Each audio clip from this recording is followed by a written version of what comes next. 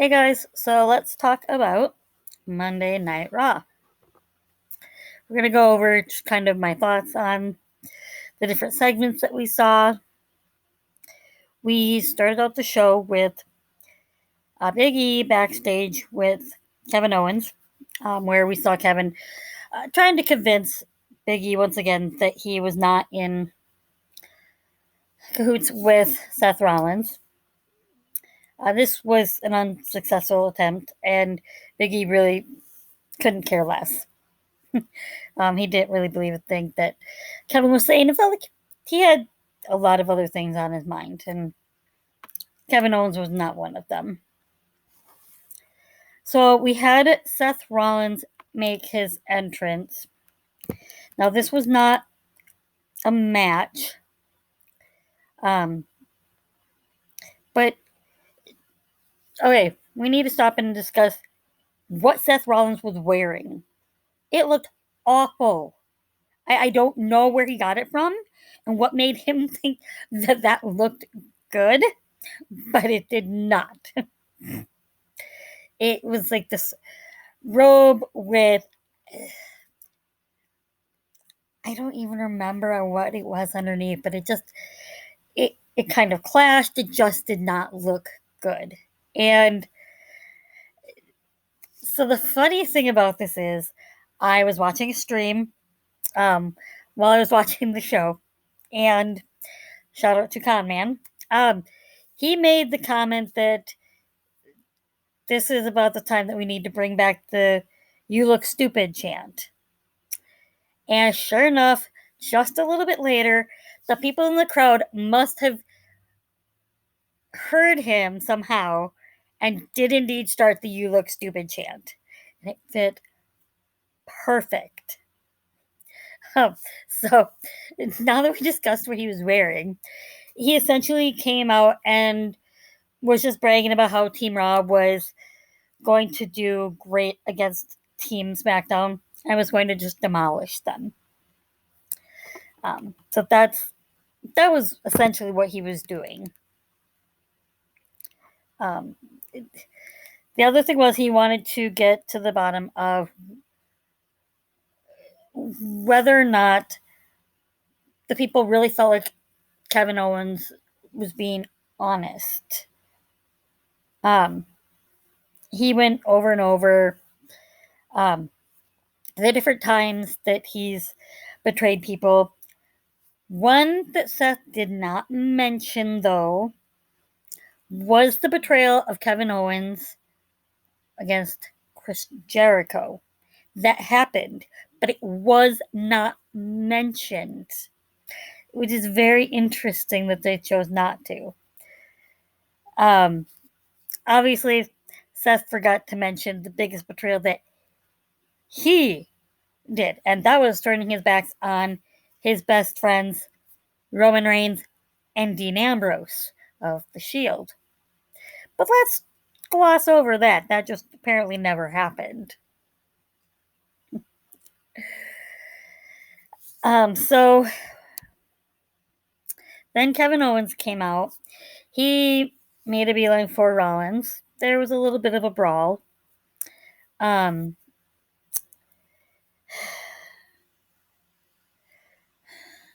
Seth ended up being away to ended up getting away.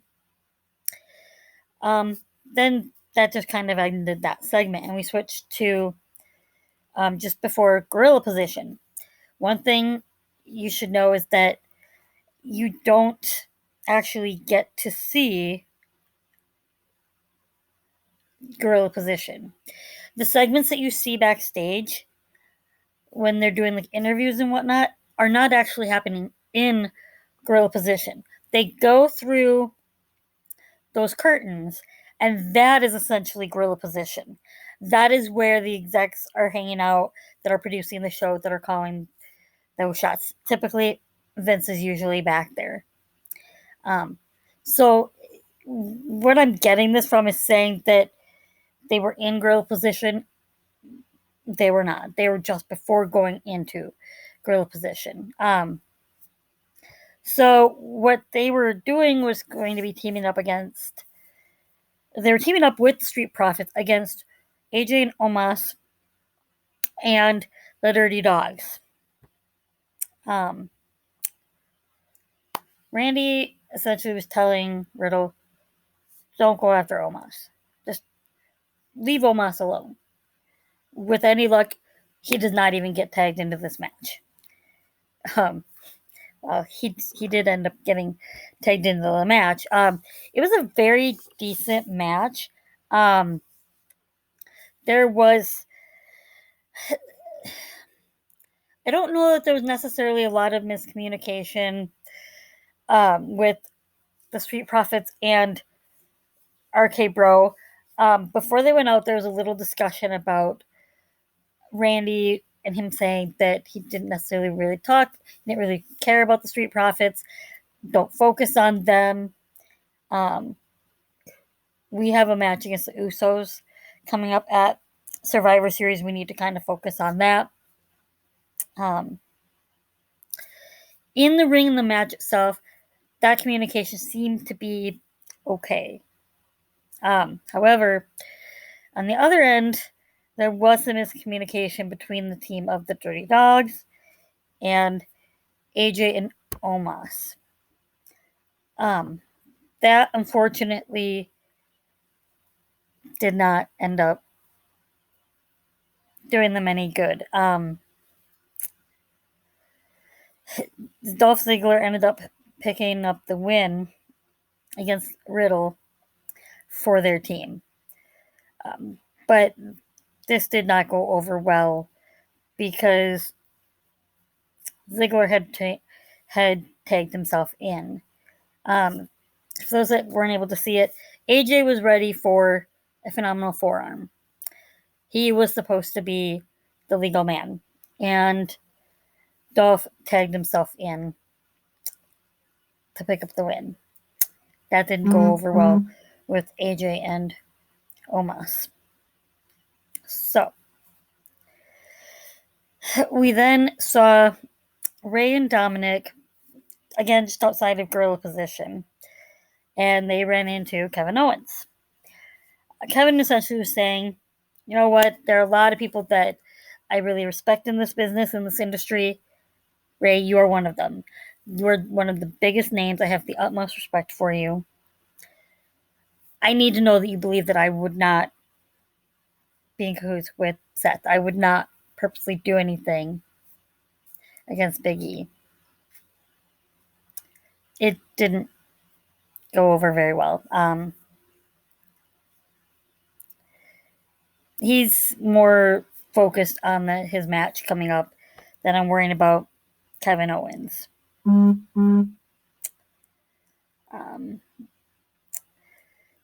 So we then had a promo or hype video, so to speak, for Veer. It looked pretty good. I don't know if I was necessarily a huge fan of him alongside Jinder Mahal and Shanky, but that promo got me kind of excited for Veer coming to Monday Night Raw.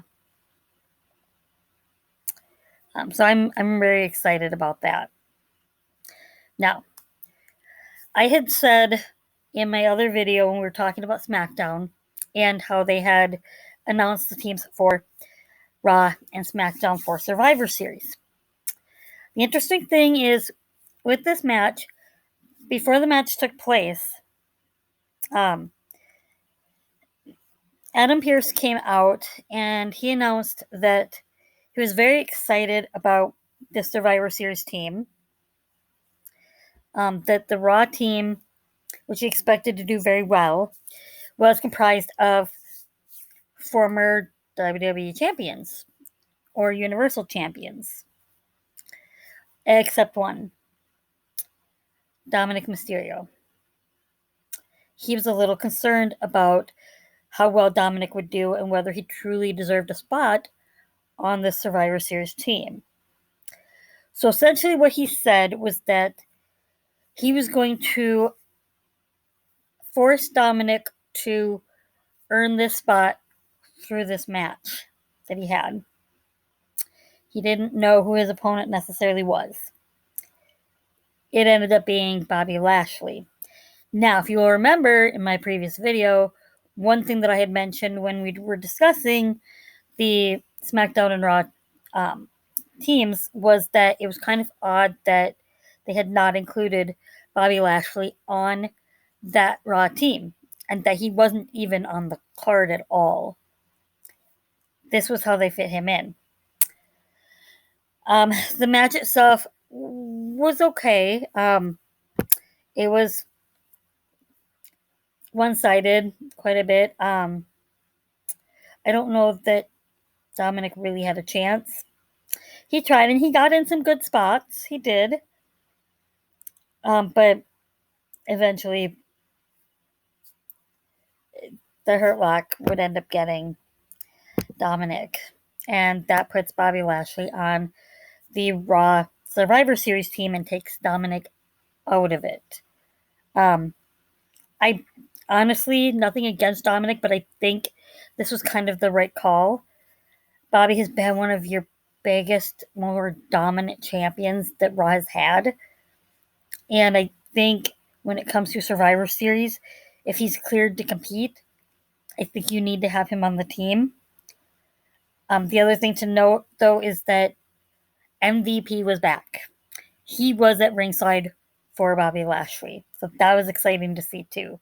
And he looked pretty good.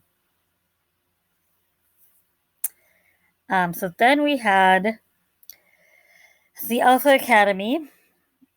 That, of course, being Chad Gable and Otis backstage. And they run into Seth Rollins, who decides to chat with him and just see how they feel about this whole Kevin Owens situation. Of course, they believed absolutely that Kevin Owens was up to no good. And better the devil that you know than, I don't remember how he put that, than the devil you don't. The Alpha Academy being a heel is all for that. So this is leading to the match between Big E and Chad Gable.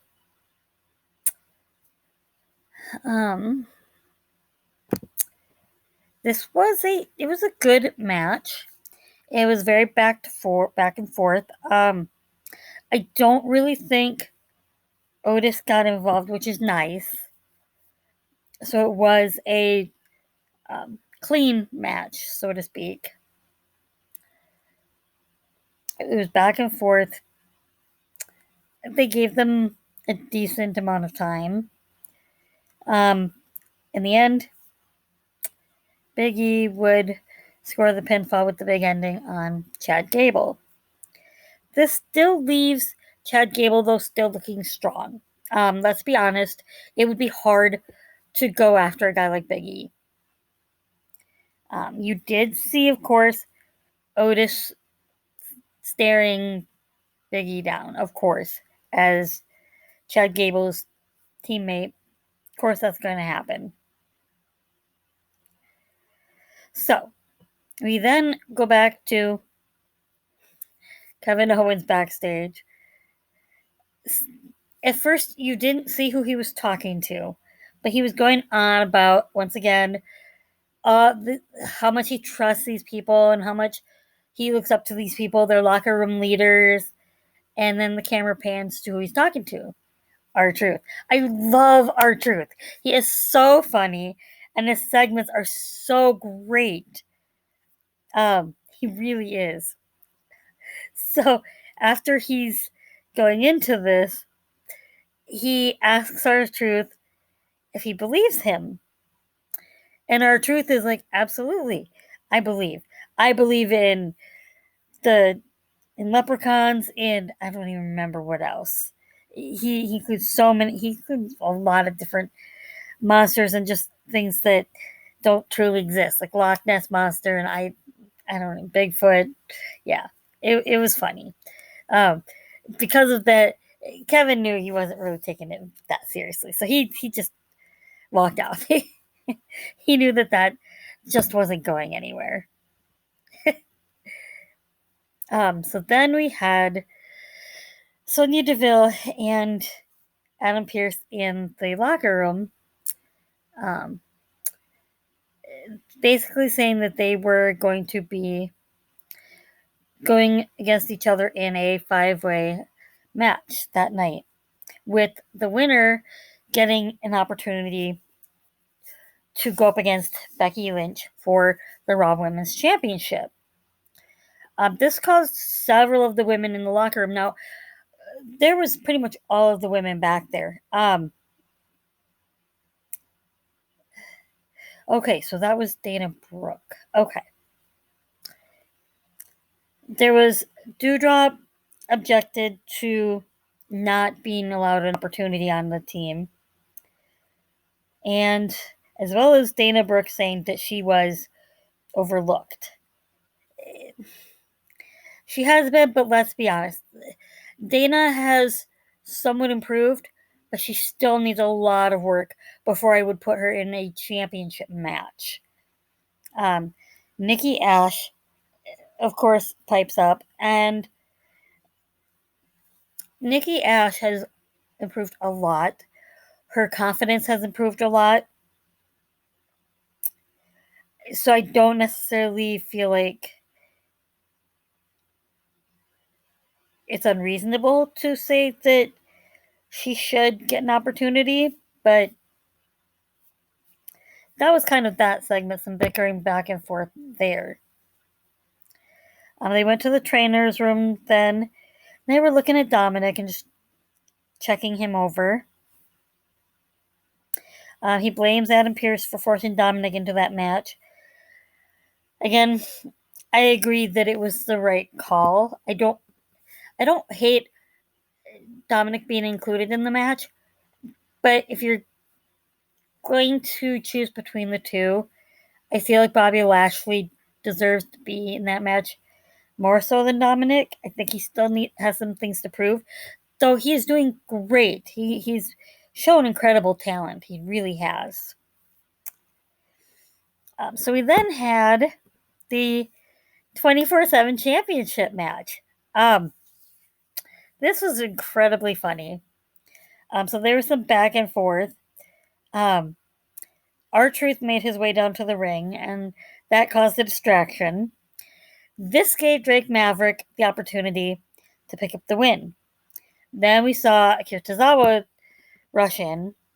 So at this point, Drake slides out of the ring, and now he is facing away from the announce desk. The funniest thing is seeing Corey Graves sneaking around the back of the announce table and rolling Drake Maverick up and becoming the 24/7 champion. Even funnier, though, is no. Then Akira Tozawa rushes in. No. I'm sorry. Akira Tozawa rushes in and he claims the championship from Drake Maverick. He's the one that then goes out of the ring and gets rolled up by Corey Graves.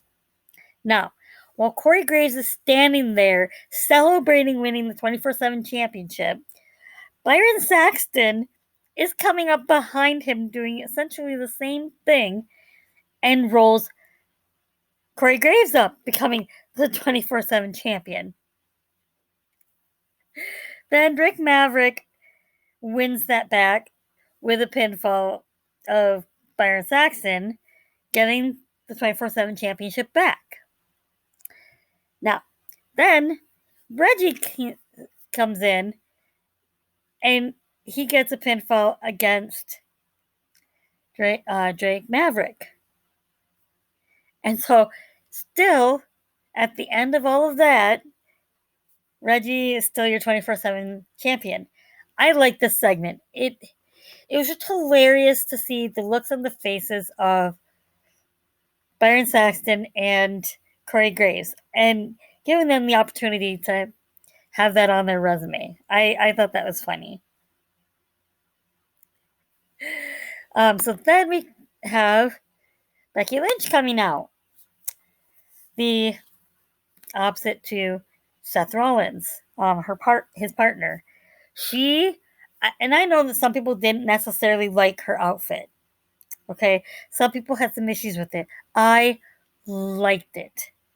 I thought it looked really nice on her. It was like the sparkly top. That it was a spaghetti strap top with the midriff. It looked very nice on her. It really did. So then we had Doudrop and Bianca Belair were still kind of arguing in the back. Um, we then had Carmella saying she was going to essentially say how hot she was. She's going to win the title. I don't know when she expects that to happen, but whatever. Um, then Zelina Vega inserts herself into that. We then had that 5-on-5, or sorry, 5-woman uh, women's match with the women on the Raw Survivor Series team. This was a good match. It gave them, uh, they gave them a lot of time. Um, so before the bell rang, there was some interaction between Belair and Lynch, but then they got things under control. This it was a very good match, back and forth. I don't know that there was any interaction with Becky on commentary, but it was very good back and forth. There were some good points. Um, there was a good shot with Carmella hitting her nose. Of course, she had that mask. I'm not a fan of Carmella's mask. I am not. Um, at the end, Liv Morgan wins her opportunity. I am so excited to see Becky Lynch versus Liv Morgan. This is, I think, going to be a good match. I really feel like it is. I'm kind of excited for it. I really am. I really feel like Liv has a lot of potential. I don't necessarily see her winning the title, but she definitely deserves an opportunity. She has proven that she is capable. She has proven her worth in the ring. So I'm very excited to see this match and to see Liv get this opportunity. We then go to Seth Rollins and Big E in the back. Once again, he drills into Big E that he's at least always been honest about who he is. Essentially, that whole better the devil you know than the devil that you don't. I don't know that necessarily did any good. Big E just simply said, I don't trust either of you. But he says, you bet your sweet cheeks that I'll be at ringside. This was because there's going to be a match against Kevin Owens and Seth Rollins. They did do the hype for Tribute to the Troops, which I don't know if I'm going to be home to see it, but it's usually a good show. I do usually enjoy Tribute to the Troops, and I'm glad that WWE does that. Um,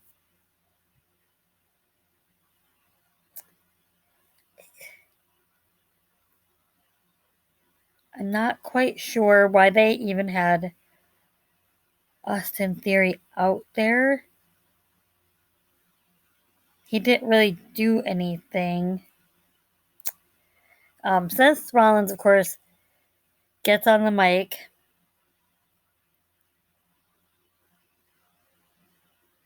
He then said that Kevin Owens was not the only one who had been lying, but that Seth had been lying as well. He had to admit that what happened last week was a plan of both of theirs. that he had went to Kevin Owens and said they had to do something, and Kevin Owens agreed.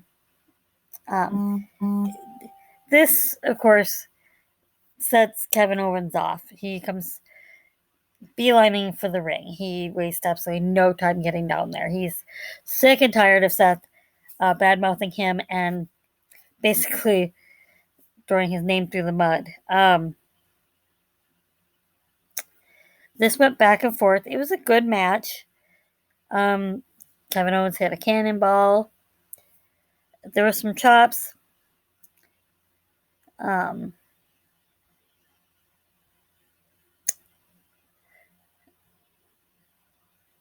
There was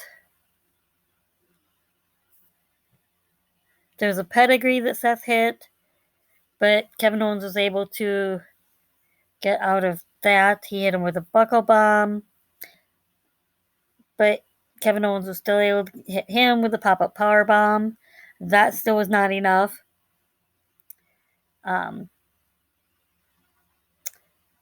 Seth Rollins did eventually win by a countout because Seth he dived off the apron, and Big E was just trying to dodge the brawl. But Kevin Owens was so tangled up in everything with Big E that he did not get back to the ring in time. Just barely. And Kevin Owens could not believe that he did not make it back in time and that he lost by being counted out. He snapped. He completely attacked Big E. There is really no doubt now that Kevin Owens is definitely going down that heel path.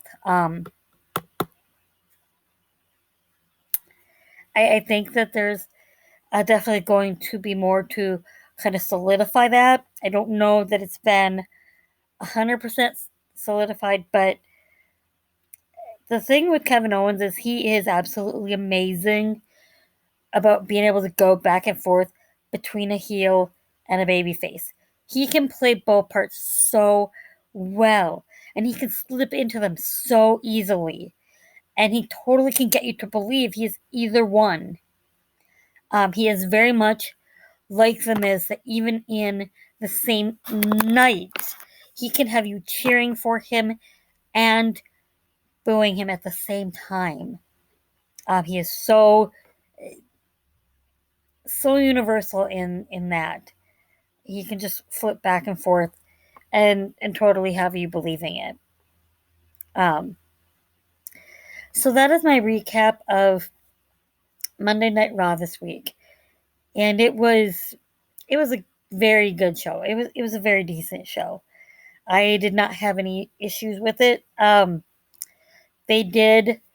I don't remember if it was on the show or if it was during commercial breaks, but they did confirm the champion versus champion matches at Survivor Series.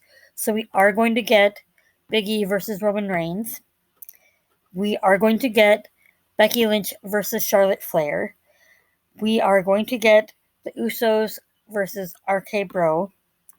And we are going to get Damian Priest versus Shinsuke Nakamura. I'm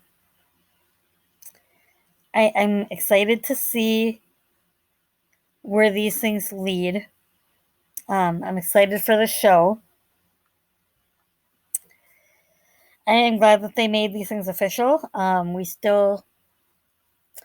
We didn't get any interaction between the two brands, which I understand, in that they're trying to limit the contact, but you could have had some backstage segments, and you don't even need to actually have the two people there together.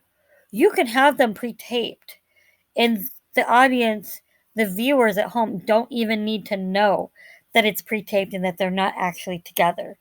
But you can actually set up the matches better and truly get a build behind those champion versus champion matches. So hopefully we'll start to get some of that. There are only 3 shows left before this. 2 SmackDowns and 1 more Monday Night Raw. So hopefully we get some of that. So that was my review of Monday Night Raw. Thank you.